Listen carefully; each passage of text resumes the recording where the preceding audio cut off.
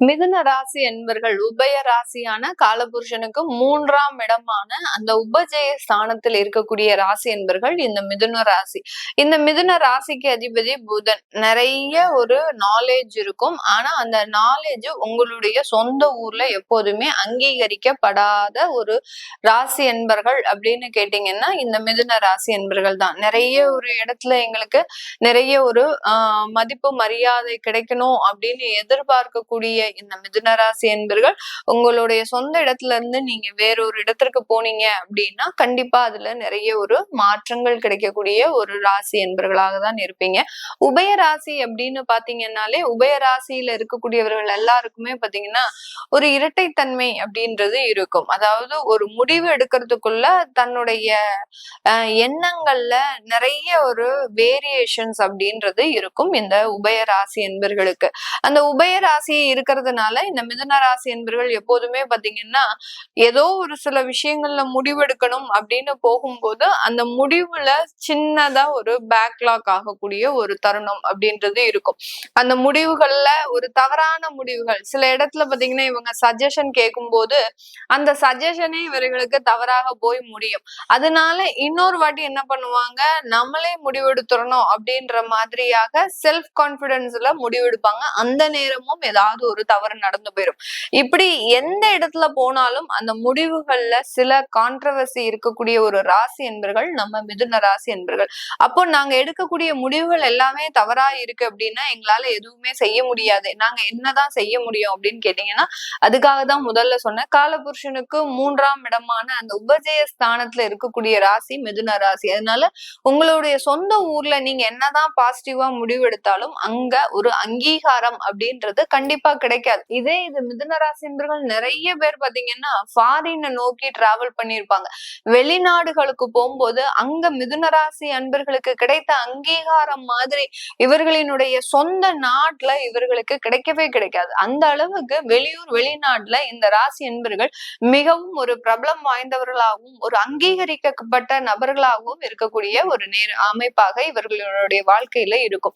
இவர்களுக்கு இப்போதைக்கு அந்த பிப்ரவரி மாதத்துல பாத்தீங்கன்னா உங்களுடைய ராசிக்கு 9ஆம் இடத்துல அந்த 5 கிரகங்களின் சேர்க்கை உங்களுடைய ராசியின் மீதே குரு பகவான் வக்ரத்தன்மையோட இருக்கிறார். ஜென்ம குரு வக்ரத்தன்மையோட இருக்கிறது ஒரு மிகப்பெரிய ஒரு பாசிட்டிவான ஒரு விஷயம் தான். ஏன்னா ஜென்ம குரு உங்களுக்கு நேர்மறையாக இருக்கும்போது ரொம்ப உங்களை நீங்களே ஒரு நேர்மைப்படுத்தி கொள்ளக்கூடிய ஒரு தருணம். நம்ம ஏதோ தவறு செஞ்சுட்டோம், நம்மளுக்கு இந்த மாதிரியாக எல்லாம் பிரச்சனை வருது அப்படின்னு உங்களுக்குள்ளே ஒரு தாழ்வு மனப்பான்மை அப்படின்றது அதிகப்படியா இருக்கும்.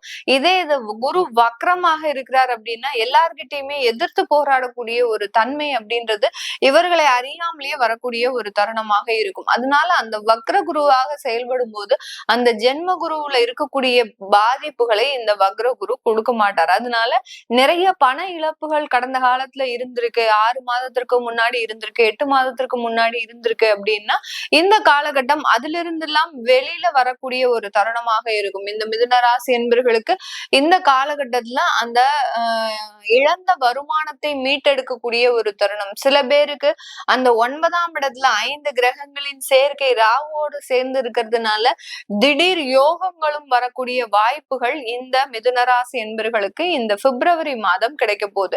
அடுத்து 10ஆம் இடத்துல சனி பகவான் இயல்பு தன்மையோட இருக்கிறார். அந்த 10ஆம் இடம்ன்றது ஜீவனஸ்தானம். அடுத்து பாத்தீங்கன்னா உங்களுடைய அந்த கர்மஸ்தானம். அந்த கர்மஸ்தானத்துல அந்த கர்மஸ்தானாதிபதியே இருக்கிறதுனால கண்டிப்பாக இந்த இடத்துல வேலை சம்பந்தப்பட்ட நிறைய முன்னேற்றங்கள் உங்களுக்கு கிடைக்கிறதுக்கு உண்டான தருணம். பாக்கியஸ்தானத்துல 5 கிரகங்களின் சேர்க்கை, 10ஆம் இடத்துல கர்மஸ்தானாதிபதி இருக்கிறாரு. இதனுடைய அமைப்புகள் மிகப்பெரிய ஒரு உச்சத்தையும் மிகப்பெரிய ஒரு மாற்றத்தையும் உங்களுடைய வேலை ரீதியாக கொடுக்கறதுக்கு உண்டான ஒரு நேரமாக இருக்கும்.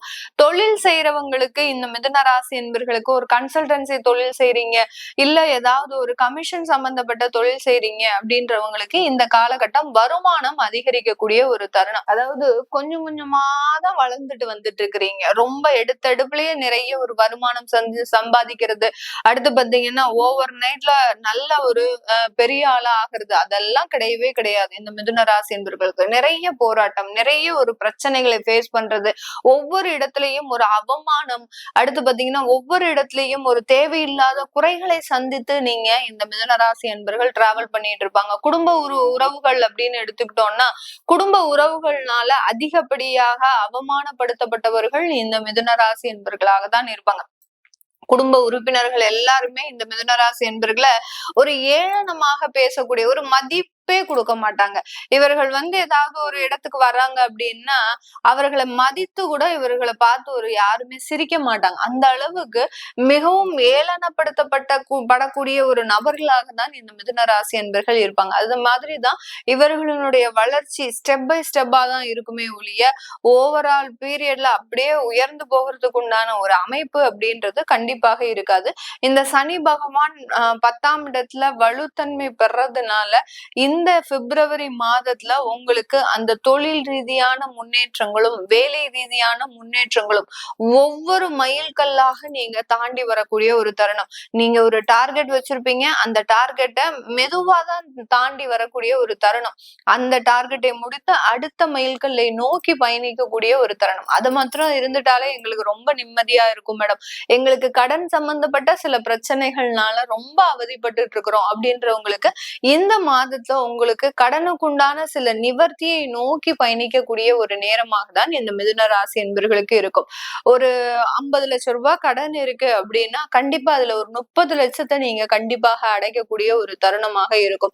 ஏதோ ஒரு பர்சனல் லோன் போட்டு நீங்க அதை சமாளிக்கிறது, இல்ல பழைய வீடு இருந்ததுன்னா அந்த பழைய வீட்டை நீங்க வித்து அதற்குண்டான கடனை அடைக்கிறது, இல்ல உங்களுக்கு பூர்வீக சொத்துக்கள்னால சில நல்ல ஒரு மாற்றங்கள் அதன் மூலமாக சில வருமானங்கள் வர்றது, இந்த மாதிரி ஆகலாம். ஏதோ ஒரு ரூபத்துல உங்களுக்கு இந்த மாதத்துல பண வருமானம் அப்படின்றது அதன் மூலமாக அந்த கடன்களை கொஞ்சம் கொஞ்சமாக நிவர்த்தி செய்யக்கூடிய ஒரு தருணம் அப்படின்றது இந்த மிதுன ராசி என்பர்களுக்கு முழுமையாக கிடைக்கக்கூடிய ஒரு அமைப்பு அப்படின்றது இந்த பிப்ரவரி மாதம் இருக்க போது.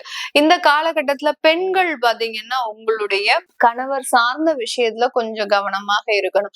அவர்கள் மீது ஏதாவது ஒரு சின்னதா ஒரு பிளாக் மார்க் வச்சுக்கிறது, நீங்க மனசுக்குள்ள வச்சுக்கிறது, அவங்க மீது ஏதாவது ஒரு சில குறைகளை நீங்க திணிப்பது, இந்த மாதிரியாகலாம் இருக்கக்கூடாது.